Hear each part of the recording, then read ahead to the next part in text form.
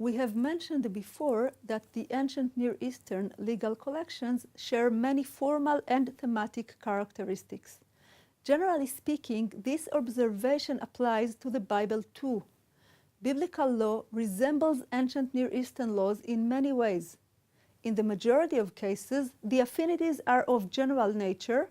However, in some instances, specific parallels can be identified that seem to suggest a direct literary dependence. In this lecture, we will present one example of such a parallel. The law we will discuss relates to the case of the Goring ox. The Biblical Book of Covenant presents the Goring ox law as follows. If an ox gores a man or a woman to death, the ox shall be stoned, and its flesh shall not be eaten. But the owner of the ox is not to be punished. But if the ox has been accustomed to gore in the past, and its owner has been warned, but has not guarded it, and it kills a man or woman, the ox shall be stoned, and its owner too shall be put to death.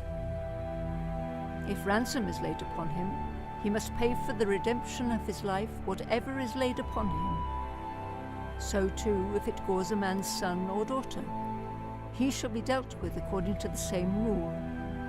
But if the ox gores a slave, male or female, he shall pay 30 shekels of silver to the master, and the ox shall be stoned. These verses present three principal cases. 1.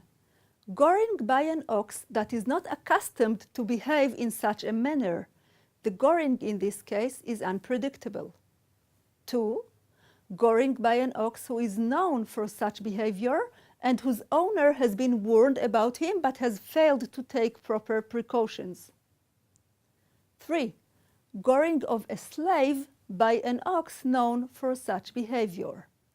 The two types of oxen are known in rabbinic literature as innocent ox and warned ox. A very similar set of laws occurs in the Code of Hammurabi. The English translation below follows the edition by Martha Roth. The same is true for other Mesopotamian laws we will read later. 250. If an ox gores to death a man while it is passing through the streets, that case has no basis for a claim. 251. If a man's ox is a known gorer, and the authorities of this city quarter notify him that it is a known gorer, but he does not blunt its horns or control his ox, and that ox gores to death a member of the Awilu class, he shall give 30 shekels of silver. 252. If it is a man's slave who is fatally gored, he shall give 20 shekels of silver. These laws parallel the three cases addressed in the biblical law of the goring ox. They follow the same order: the innocent ox, the warned ox, and the warned ox that gores a slave. The two laws also agree in some of their details. For example, the warned ox is defined in the Bible on the basis of three criteria. A.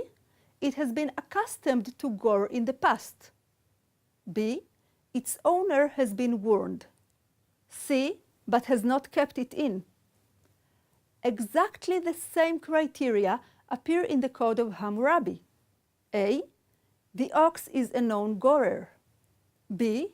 The authorities of the city quarter notify the owner that it is a known gorer. C. But he does not blunt its horns or control his ox. In fact, the very distinction between the innocent and warned oxen is a unique legal principle unknown in other legal systems. It is therefore another feature that links the two sets of laws. Later in the Book of Covenant, the case of an ox that gores another ox is addressed. And if one man's ox butts another's, and it dies, they shall sell the live ox and divide its price, and the dead beast also they shall divide. A precise parallel to this law occurs in the laws of Eshnuna. If an ox gores another ox and thus causes its death, The 2 ox owners shall divide the value of the living ox and the carcass of the dead ox. These 2 laws are strikingly similar. They both present a special and original legal convention that the owners share the value of the remaining ox and the body of the dead ox equally. This convention does not take into consideration the fact that the oxen might have different values. In addition to the striking thematic parallel, biblical law may also borrow its terminology from the Mesopotamian one.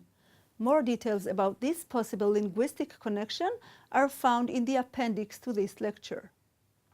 These impressive similarities between the Israelite and Mesopotamian law systems naturally raise the question of their origin. When and where did the contact between the traditions occur? Some scholars believe that a literary dependence of the Bible upon Mesopotamian texts is involved here. Others think that we are dealing with a common ancient Near Eastern tradition independently reflected in the different sources.